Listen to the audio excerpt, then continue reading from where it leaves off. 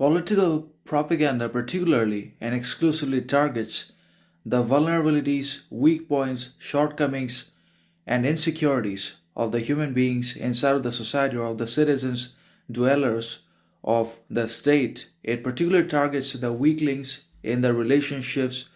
harmonies, and the kind of arising or obviously multiplying hatred, envy, jealousy, hostility between the people over riches, wealth, and increasing inequality, injustice between themselves, and also the fact that some are wealthy, some have validation, wealth, riches, success, ambition, and everything else into their lives, and the others don't, and that's why politics creates this deliberate, not only violence, but also intentional and volitional inequality, injustice, evil, and division and disintegration into the citizens or the human being's life as much as it possibly can, and as many in conditions and basically ways as it possibly can, such as life, food, welcome, ambition, success, culture. Everything is going to be divided and disintegrated so that there is unconditional hatred from the people, and propaganda works very easily and simply without any effort, flawlessly from the government. So propaganda is the distribution of false,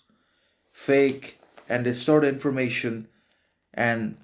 proposition into the human being's mind, particularly to those that are weak, insecure, and suffering from a lot of basically insecurities and shortcomings and vulnerabilities, particularly knowledge, understanding, awareness, common sense, or those who just don't have any of these qualities and faculties inside of themselves. They are going to become easy targets and simple victims of any kind of propaganda from the leading or ruling political parties and from the politicians and organizations, bureaus, and